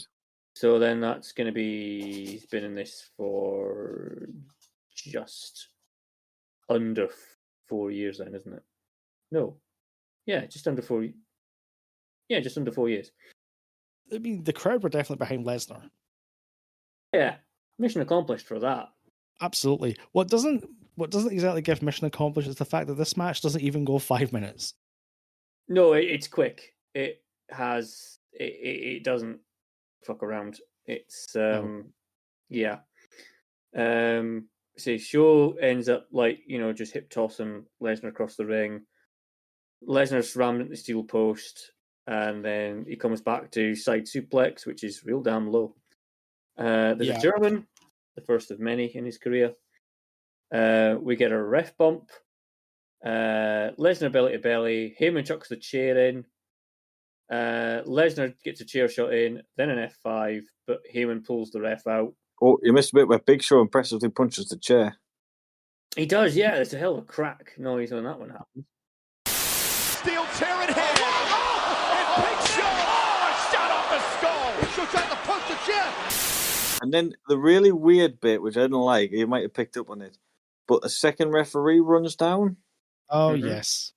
And he almost, literally, the signal he gives Heyman that he's in the ring. Did anyone else notice that? No. When he runs by, Heyman's standing in front of him, and he literally, taps Heyman so obviously as he goes past to, right, this is the finish, pull me out, I'm here, sort of thing. Mm-hmm. No, you just noticed it. Yeah, I didn't notice that. I think it's even more because you see him running down with the aisle being so far in front of you. It's almost like, right, here he goes, run down. Hey, Mr. Heyman, I'm here. And then starts counting so he can pull him out, yeah. There's a bit where Heyman looks like he's totally shitting it because it dawns on Brock that this is a total betrayal. Show goes to absolute town with the chair and then choke slams Lesnar with his broken ribs and all on a chair and pins him for 3 as a new WWE champion. you get the wonderful Taz line of "I've known Heyman for a long time, and he's a lowlife," and then Shaw and Paul Heyman take off in a limo. Yes, they get the hell out because they know that Mr. Lesnar is not a happy person. No, so they tear off through it. I was trying to look up the other day after watching this. I was like, when then did Heyman and Lesnar become teamed again? I don't honestly know. Apparently, this is like the last time in Lesnar's first run that he'd be with Heyman. Oh, okay. And the only reason they were together again when he came back in 2012 was the fact that it was Heyman that was with him throughout his UFC days. Ah, okay. So I was like, oh, that's kind of weird. But there you go. Who knows? It's a decent match. It doesn't, obviously, as we say, outstay its welcome. It's only 5 minutes. Yeah. To get the point across. I don't think it would have gone much further than that as far as time goes. It would have probably ruined it slightly. Yeah. But for an explosive, kind of high impact title match. For a shock as well. Yeah, definitely. Oh, yeah. Definitely. Yeah. So we cut to a video package where we're going over what's known as the SmackDown 6 among smarter fans. Speaking of Paul Heyman and SmackDown, yes. I need to watch someone like SmackDown from this era because if this is what's getting put on a regular basis, sign me up. This is my match of the night. Yep, I don't blame you slightly. Love this match. So for great. The WWE Tag Team Championships in an elimination match, I should say, the team of Edge and Rey Mysterio against Los Guerreros against Kurt Angle and Redacted. I say this is every person in this match is solid gold. Can I just say the Los Guerreros run on SmackDown is one of my favorite things ever. That's brilliant. They are so good. I mean, for being a team that were saddled with the Vince kind of, we'll mow your lawns. Oh, Jesus. Kind of thing, they kind of almost in spite of that. Oh, yeah. They went, you know what? It was basically like, all right, fuck you, we'll make this work. And they certainly did. Yep, that's great. Before this match kicks off, though, we do get a wonderful little cut to the crowd of Al Wilson and Dawn Marie. Yes. Which I forgot was even a thing. Yes. I don't know how many weeks away we are from Al Wilson dying through shagging. I've any idea. Is that what's on the corner nose? Died for shagging. Yeah, died for shagging. And let's not forget, in a real life aspect, Dawn Marie, bless her, was fired whilst pregnant from WWE. Yes, there is that. That's the kind of... Was it Al Wilson's baby? I don't think so. Oh, okay. Just checking. She was definitely fired while she was pregnant because she was on taking time off, and which is just joyous. But anyway, there we go. Angle gets a huge pop. Oh yeah, for his entrance. It's Edge's not so good theme tune. What are you gonna do? Rebel number 95. I'm surprised they didn't edit that out. Actually, yeah, they paid for it. They paid for on it. some of the DVDs, it's edited. He's got his old "Do You Think You Know Me" song on his original one on some of them. Yeah, which he obviously that Alter Bridge. Do You Think You Know Me? Has followed him to AEW now, so it has, yes. But there's only one change in it, and that's the voice at the start. Yes, it's the voice of his lovely wife. Is Beth Phoenix, yeah. Mm-hmm. Which is weird, but there you go. So this match is wild. It's wild in the best possible way. It's also got here, strange to see Edge pre-rated R. Yes, that's true. Because you forget that this man had a career boost from shagging his mate's girlfriend behind his back. It's funny how real life can do that. Weird sometimes. how that turns out. Yeah. I've got it down here. This match is so fast, it's kind of impossible to take notes. Yeah. There's a bit where I think Ray might have cleaned his clock for a little while because Angle does have him a front face lock for a few minutes. I wrote down at least 45 minutes. What it feels like. But yeah, this match is, that's the only kind of like lull in it. Most of this match is like pretty much 100 miles an hour. It's insane. Yeah, there's lots of triple moves. It's really cool in that sense. Lots of double teams. The Guerreros are they're so good as a team. Oh, yeah. There's a moment where Chris Benoit thinks that Angle's hit him with the title. Mm. And then Edge spears Benoit for 3, and that's Benoit and Kurt Angle eliminated. Just they go down there arguing with each other because Angle goes completely mental. I've got a big capitalize here. Every combination of wrestlers in this match is utter gold. Oh, God, yeah. Eddie chokes Edge with the tag rope. There's a hot tag to Ray. We get a top rope Frankensteiner, a 619 Eddie, but Chavo whacks Ray with the titles. Yep. And then Mysterio taps with the lasso from El Paso from Eddie Guerrero and Los Guerreros are your new tag team champions. Yay. We lie with Dale.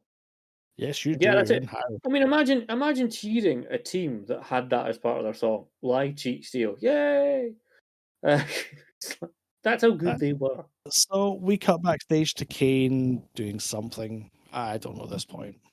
Is he preparing for Elimination Chamber by combing his hair? Sure. Who knows? Next to the somewhat odd combination of Matt Hardy and Chris Nowinski. Yeah, this is this is Matt 1 version. So Matt 1 version Hardy. That's not the thing. That's not the thing. Try that again. Jesus Christ. Matt Hardy version 1, I should say, came out to stop. Yeah, well, it's basically like it's a kind of like typical heel promo in the town because he's like, yeah, I'm the only Harvard graduate in the arena. Slags off the Yankees. New York is the number one in stupidity. And then Matt Hardy's coming down and saying, New Yorkers are not stupid, they're losers. I think we need to examine some Matt Hardy facts here. Ooh. What, the ones that appear in his entrance? That's the ones. I can't remember them that were in the entrance. He likes low-fat chocolate milk. Yes. I can't remember the one. Hang on. I'm going somewhere with this. Good. Oh, for the love of God. What's his other? Oh, he likes room temperature at a toasty 75 degrees or something, isn't it? 70 degrees, yeah. 70 degrees Fahrenheit.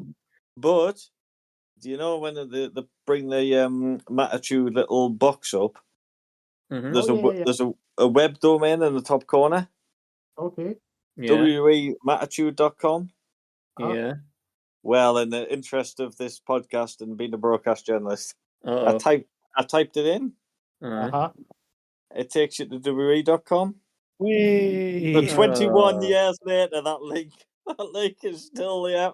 They still own that website. They still got that domain. So if you type it in, it takes you to WWE.com. Yep. That is tremendous. These two go back and forth until a very familiar siren gets sounded. Yes. And the debut of Big Papa Pump, Scott Steiner. I was so disappointed. I thought it was King Mabel. Didn't he have some sirens? No. I seem to remember that anyway. Yeah. Holler if you hear him. Yep. So basically Steiner came out and killed everyone. Yeah, the initial kind of like argument between like Matt Hardy and Chris Nowinski basically deciding what to insult the New York crowd with goes on forever. And I can only assume they were waiting for Scott Steiner to limp towards Gorilla. Because, as I was saying before we started recording, I remember listening to the JR's podcast about this show, and JR had basically the list of what was injured or like fucked up about Scott Steiner before they signed him, because they signed him for like a name value thing. Yeah. Originally, because he's Scott Steiner, and they were just going to try and work out what to do with him after that, and that was a bit of a mistake by JR's old admission. But apparently, he had like 45%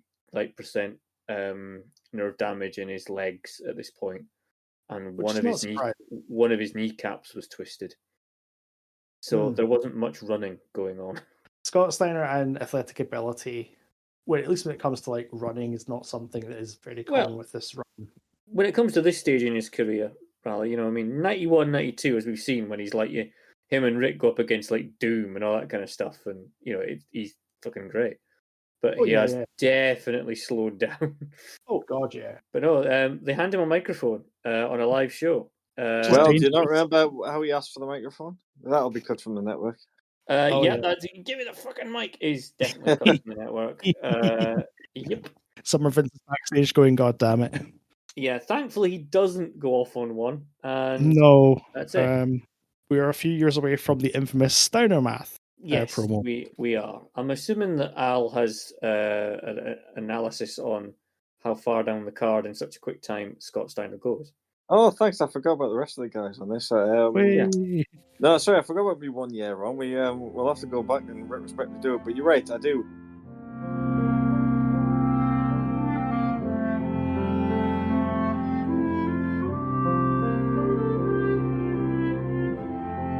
Of course, Scott Steiner, I can't say his name. Scott Steiner can't really do anything because he's that knackered. They have to kind of delay his debut by having fucking arm wrestling contests. I was going to say that was the reason for the arm wrestling matches, wasn't it?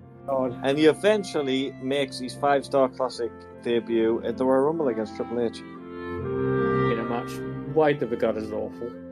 Now, what I can't understand is he gets booed for hitting suplexes. Like, Brock Lesnar does that all the time, post Scott Steiner. Oh, yeah. I've often said this, but rather than fairly, is that at the time, Scott Steiner was like, oh, he just does belly suplex, that's shit. And then, this is the same sort of fans who will count the amount of German suplexes that Brock Lesnar does, 5 years afterwards or whatever.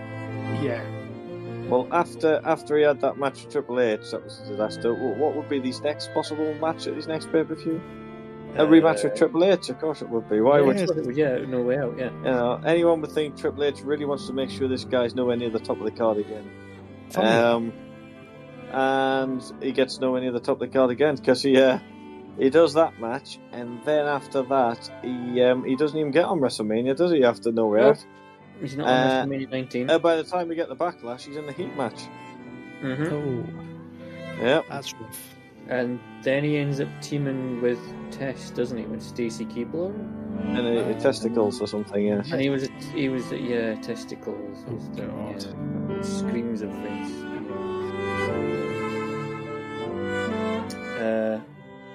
Are we done with that segment? I think we're done.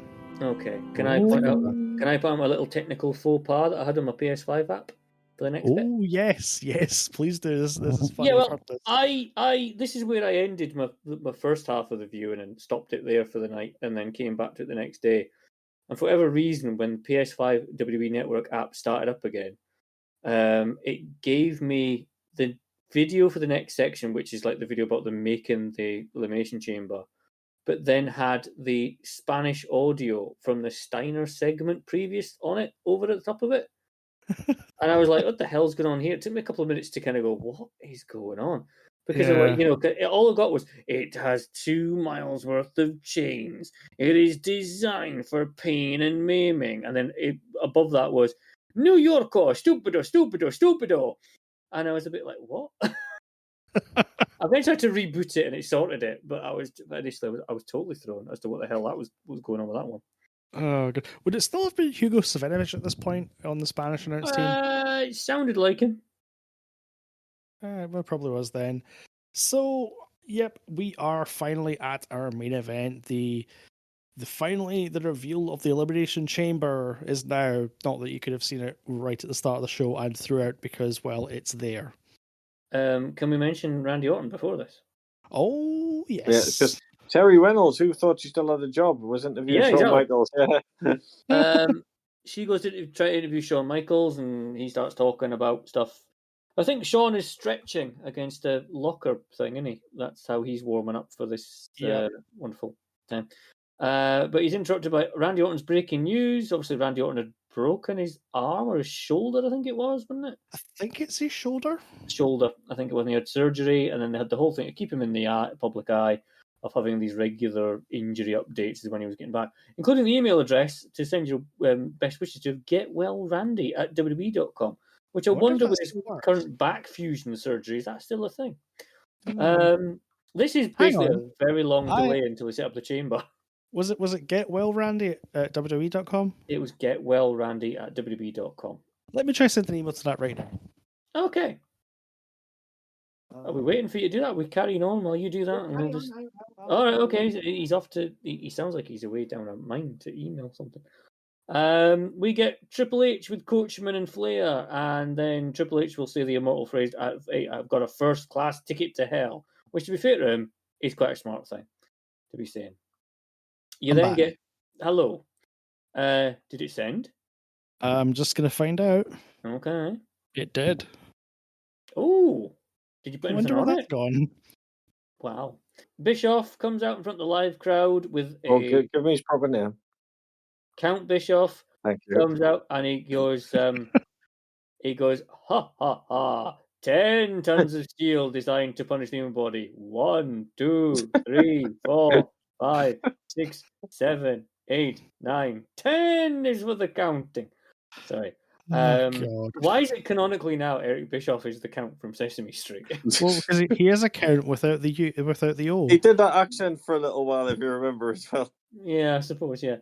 He explains the rules, mentions bulletproof glass, and then they put the rules up on the screen anyway. Yeah, I do like this, the fact that they are actually making an effort to explain this new concept to like everyone, because this is actually brand new. It is. I wish more promotions would do this more often, rather than, and it also doesn't break the rule of everything fits in the one screen. I don't need 3 screens of rules. It doesn't follow the Dusty Roads. Everything needs to have like 3 pages worth of rules and exactly signed in triplicate to actually explain. Now then, do you know the kayfabe reason of why this came about? No. I'm trying to remember. Well, the previous pay-per-view was headlined by The Undertaker versus Brock Lesnar in Hell in a Cell, yeah. Hell in a Cell, and that got such rave reviews. Eric Bischoff was scared that SmackDown was taking over the ratings with such a good main event, so he sat there and he came up with something that was going to beat Hell in a Cell. It was going to beat Stephanie McMahon's main event. So he came up with the Elimination Chamber. Here's the thing. Wow. Me as the average viewer, why do I care about the internal power struggle? Yeah, I always found that baffling about the Raw and SmackDown. Like, there's, why do you care?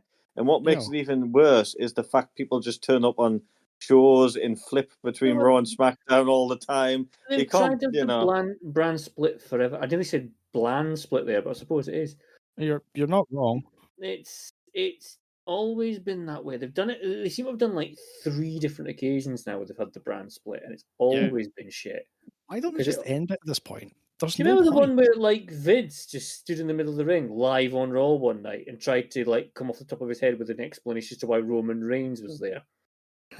Yes. Oh yeah, each week you get a wild card. You can just call someone from the other show and they can just be here. It's yeah, like, sure, pal. That's what Sure, we'll do. pal. All right, Vince, sure. Go back to bed. Yeah, it's not great. I know I've had a pop at Billy Kidman's theme tune tonight, by the way. Oh, I know and what it's this is been going. dire.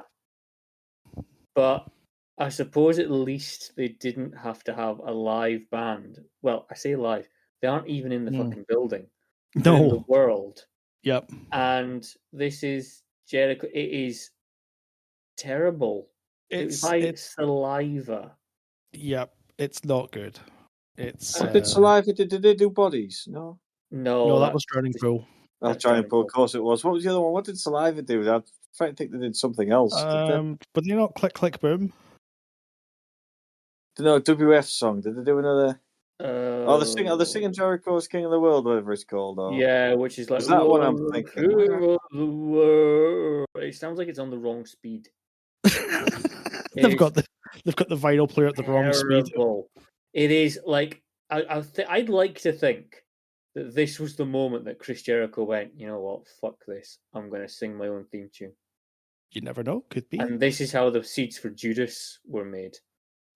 Okay. In a parallel universe somewhere, Jericho is in AEW being sang to the ring by people singing this song. Ugh, and imagine. That timeline is a much darker place. It really is.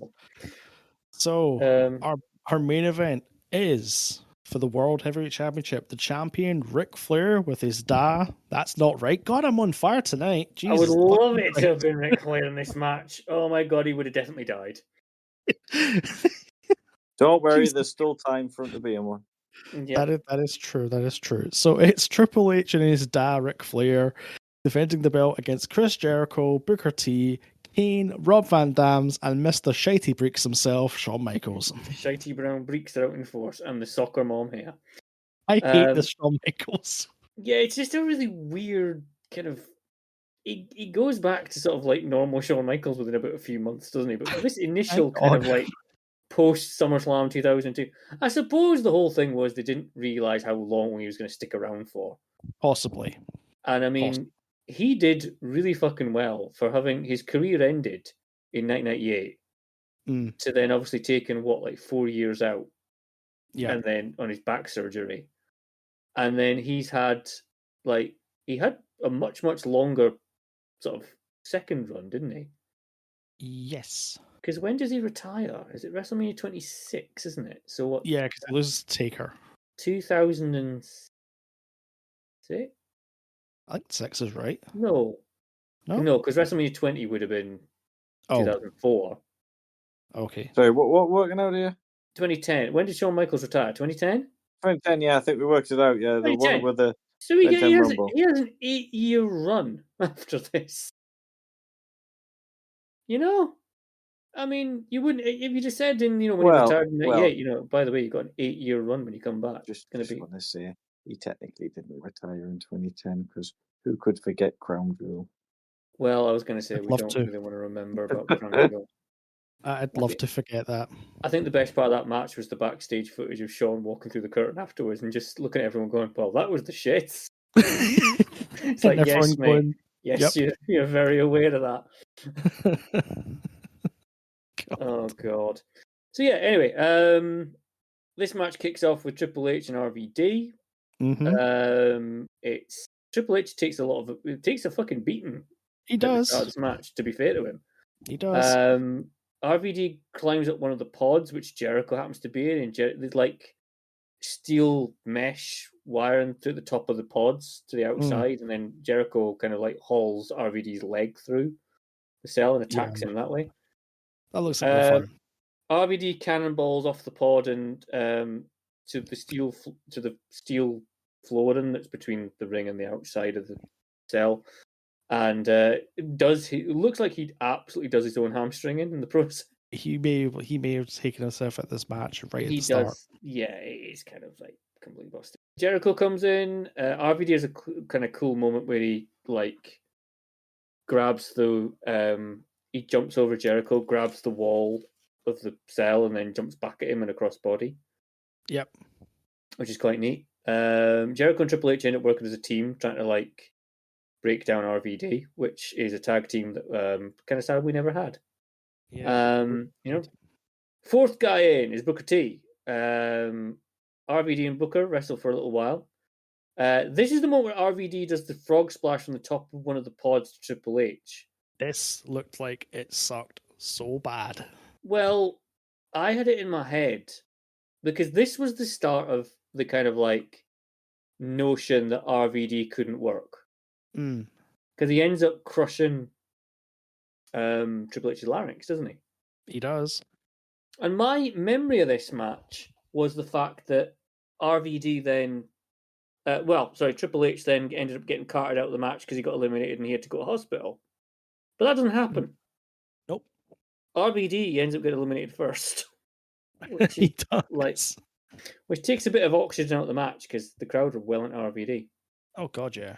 There's a missile dropkick by Booker T RVD for 3, basically, after that. That's it. There's also a moment here, I can't remember who it was that did it, but there's a note here that there's a rope break in the middle of this match. Yeah, that annoyed me as well. Which was like, the fuck is this? Yep. I don't know why I wrote this, but in my notes I wrote Booker T and Jericho continue to battle it out, Triple H trying to get his win back. Yep, that's bad. Yep, that's a bad. Yep, sorry. Well, that's the problem. He's literally screwed every guy in this match this year, isn't he? He's already portrayed them as jobbers. I mean, poor Kane. He's never recovered from Katie Vick, has he? Katie Vick another year later. Was it? I thought it was before this match. 2003 for Katie Vick. Oh, was it? Sorry, Cam. I didn't realise it was such a popular storyline for you. Well, that's the whole. It's the whole reason he unmasks, isn't it? Yep. It is. That shitty storyline is the reason why we've got unmasked Glenn Phillips. Glenn Phillips? Glenn Jacobs. I'm on fire tonight. I was going to say, don't bring my Uncle Glenn into this.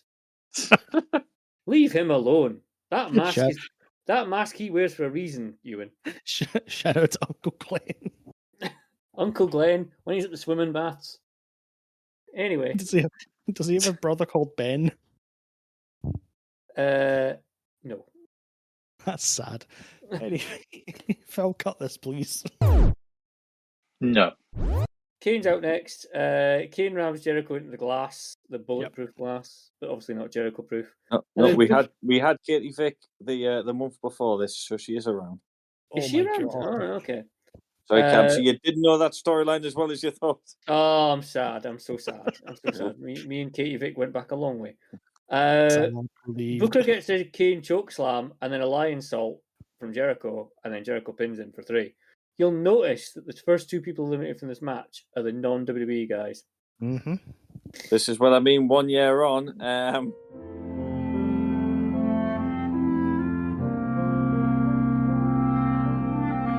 1 year on, Rob Van Dam was a hardcore champion, so he got to keep his job.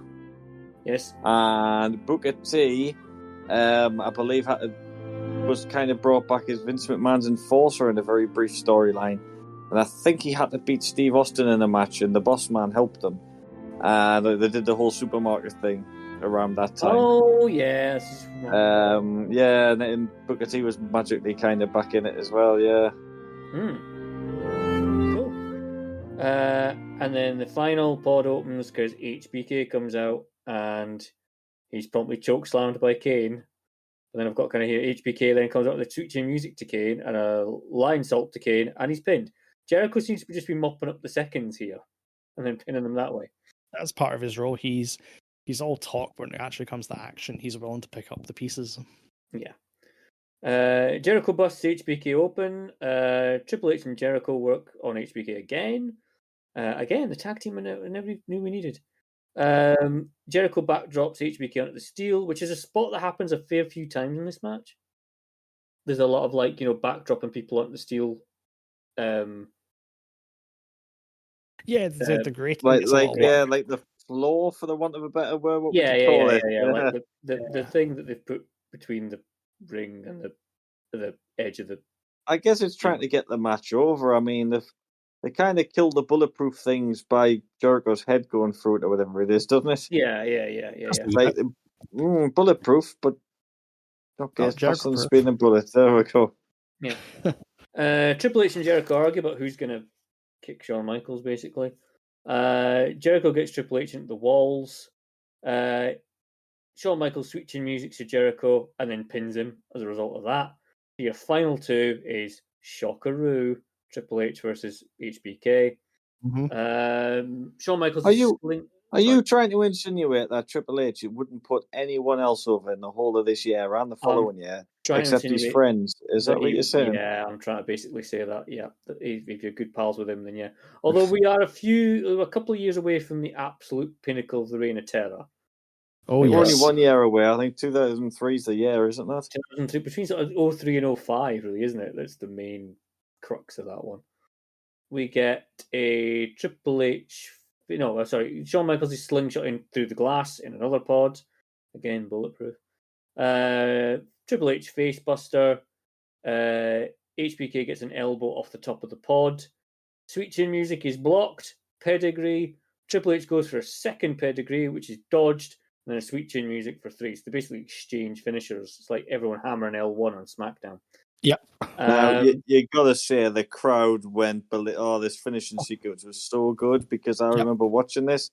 I wanted Michaels to win it again. I wanted to come back after SummerSlam. I wanted to see him win it. And it was such a good moment. The crowd go mental when that pin goes. Oh, yeah. Every fucker in that building's behind Shawn doing something.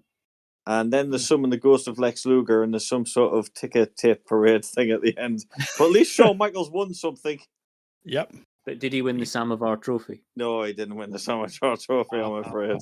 Oh, it was a great moment to see. I mean, Shawn Michaels' tights spoiled the moment a bit. But the rest of it, apparently these other ones weren't ready, so I don't know where he got them from or what they were, but yeah. Oh, God. Be taken out because, my God. They're kind of awful. Didn't they make it on the SmackDown game as well? Yes. Well, they would have, for that year. They would have. I personally would have put Shitey Breeks as an unlockable character, but that's just me. And I say the ticket date comes down. Shawn Michaels is your World Heavyweight Champion. He would hold the belt until the next pay-per-view when he dropped it back to Triple H. And he's not losing it to his buddy, is he? And then he fights his buddy again. And then, of course, the both of them, even though Shawn Michaels hasn't won the Rumble, both of them have to be in the WrestleMania main event. You know? Of course. Yeah, well, that was 2004, wasn't it? What's the next one, isn't it? No, it's not. No, 3. Sorry, you're right. I'm a year ahead of myself there, Cameron. Sorry, I am. You'll get Shawn Michaels will be curtain jerking. Jericho, won't he? Jericho. No, it's not. No, he's not. No, he's mid card with Jericho. I'm sure he is. It's not the opener. Yeah, it's not the opener. Matt Hardy, isn't it? Matt Hardy with Mysterio, isn't it? The opener. But of course, Triple H will be too busy burying Booker T in a very, you think Katie Vick's a distasteful angle. Just get on to this next one. Yeah, very not racist, honest. Honest governor. People like you don't win these titles. People like you. And it would set up so well for Booker T to have that feel-good WrestleMania moment. But Booker T doesn't get a feel-good WrestleMania moment. No. He also gets the between impact of pedigree and start of pinfall is 19 seconds. Oh, it's ridiculous. It takes a year to crawl over and pin him, but I'm sure we will get onto that show one day as well. One day, one day. But on the subject of shows, where's this going on the table? Have we got a list? Yep, I've got the list here. So the highest ranking Survivor Series at the moment is Survivor Series 1995, which is at number 16. Oh, it's fucking way better than that. Oh, they go better than that, yeah. Even I agree, yeah. After that, it is NXT Brooklyn. We're going above that. Okay, Spring Stampede 99. Oh, fucking well above that one. Well above that. King of the Ring 94. As much as I like King of the Ring 94, I would put this above it. This is above it, because it's got a lot more star power. 92, WCW. It's gone above that. Royal Rumble 2000. I don't think this show is better than Royal Rumble 2000. Oh, that's a tough one. There's a fair amount of is it better than 2000? Oh, what's the one after Royal Rumble? It is Euan. ECW One Night Stand 2005. I don't even remember anything about ECW One Night Stand 2005. So that after that, 2005. No, sorry, 95. No, sorry, no, 2005. Yeah. That's the big comeback. I thought you said 95. No. Was ECW still running? Yeah. Right. I'd be willing to secede and say that I would be happy if this show is put above Royal Rumble 2000, but I don't think it touches 2005 ECW. What's after that one? Just so I know. It's the Canadian Stampede. Oh, you see, I would put it above both of them. That's just me. Me. No. What's after Canadian Stampede? No Mercy 99. Oh God, I would keep going. What's after that one? AEW All In. Yeah. Wait. What's after that one? WrestleMania 7. Yeah. What's after that one? WrestleMania 10. Maybe not 10. Whoa, okay, that's where I would draw the line. But that's obviously you guys got different opinions. But that's where I would put it. That is Allison's in the top 5 here. I told you I really like this bit when you got a lot of positive thoughts about Rumble 2000 because that's the pay-per-view I watched. Wait, was that the Mae Young segment? Is that your positive thought? Yeah, totally. Yeah, that was 2 minutes of heaven. You see, I think for me, I love Rumble 2000 as well, but it's very much nostalgia goggles. Yeah, because you've got the Mae Young bit. Taz's debut is good, but it doesn't go anywhere. You've got the Jericho China thing, which is pretty decent against Bob Holly. The 2000 Rumble's great. The actual Rumble You've got Rikishi dancing. Bob Backlund, of course, steals it for me. I love that moment. Yeah. But the street fight is worth. Oh God, the street fight's worth the price of admission. But at the end of the day, it's just Triple H burying somebody else. So again,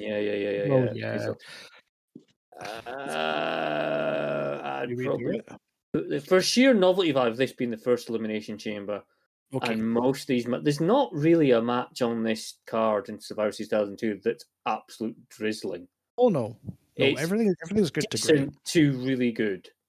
Yeah, I would agree. Okay. And that SmackDown 6 tag match is amazing. God, yeah. All right, then. I'd put it above 2000. I put this above the 2000 Rumble. So I think we've had an agreement here. So officially, WWE is it fucking hell? Wow. It's number again. 11. You'll just edit it out. All right, hi Phil, edit this out, please. No. So Survivor Series 2002 is the 11th best pay-per-view of all time. We are in the top 10. This is the first time we've been up this end of the table for months. Well, mainly because we're not doing any sort of like WCW shows. Yeah, we're not. Don't you worry, we won't be up this end for long. Oh no.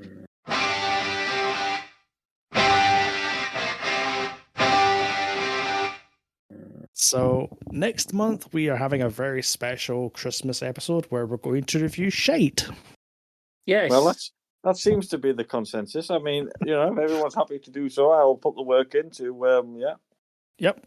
By all means, I'll go for it. But we do want to tell you what's coming in 2024, and what's coming in January 2024 is up to the Geordie one, Al. So you did tease before we started the record that you wanted us to make a decision. So lay it out. What we looking at? Okay, then I will lay it out for you. Do you want to do something that's notoriously bad, but I think's okay? Mm-hmm. Oh, do you want to do something historic that you possibly haven't seen before, or at least very well? Or would you like to go for, I'm not even going to say good, an interesting one, but doesn't really have much good in it, but it's interesting. So our choices are shite, historical, and kind of okay. Shite interesting, yeah. Okay. Right, so we've got...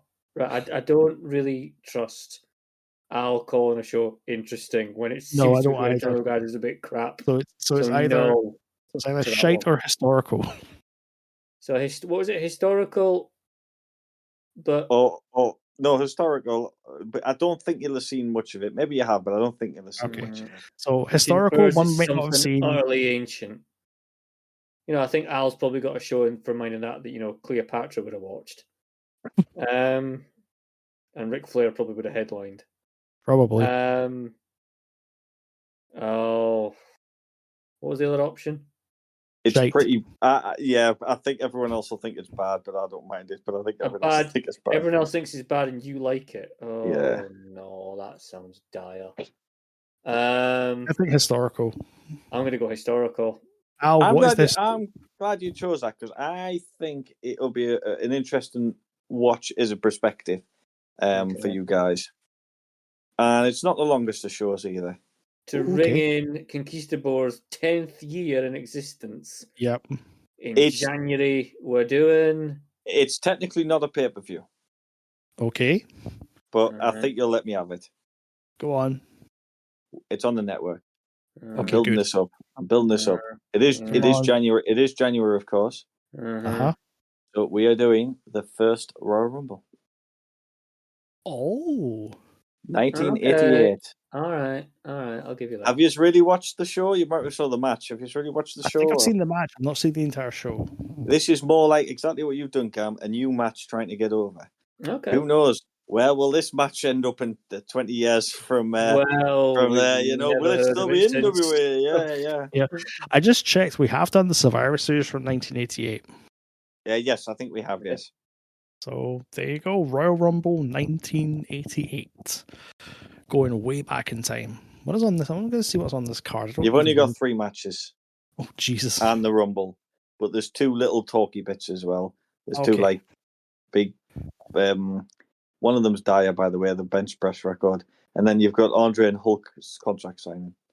But it's an interesting show. What makes it interesting for me? In fact, you know what? I'm going to tell you at the start of the next show, or whenever we do it. I don't have to do it now. Yes, we'll do it in the next show. But no, so you've got 2 months. Do you gentlemen think Count Bischoff did a good job at making Survivor Series interesting? That 2002? Yeah, I'd say so. He's a good man. That Count Bischoff is a good man. He's a good man, that Count Bischoff. Shame he has to go back to his little casket these days and just. He does. The sad thing is about little Timmy. That little Timmy was, looking forward to some new bike sheds at his school. However, Count Bischoff decided he needed all the steel and changed his Elimination Chamber. So poor little Timmy didn't get his thing. He's that Count Bischoff. He's an evil man. He's an evil man. All right, Al, I'm sold on this show. Oh, good. That was your joke, Cam, but you didn't put it in there, so I felt I had to get it in there. Fair enough. Yeah, you nicked my material. Why not? Yeah, well, you didn't put it in. I felt I had to get it in there. Does anyone get excited when I say the words "the Jumping Bomb Angels"? It's a very good match. Very good match. Oh my god! Oh yeah, Jumping Bomb Angels. 2 out of 3 falls match for the women's tag belts. It's a pretty decent match. Okay, yeah. I'm in for this. That's gonna be cool. So that's the Conquistabores. Next couple of months planned out. Yep. We're going to be good. We're all going to be Phil good. might turn up. It depends if he remembers. Phil might remember that we're actually recording. He might remember we have a podcast. Who knows? Yeah. God love Piece it. of shit. Harsh. He'll probably be tuning this one out. This will be the fade out. And it's already been faded out a while ago.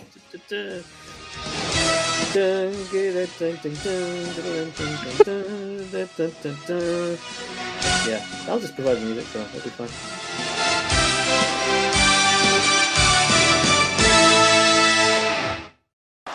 Tag team partners, got a hug.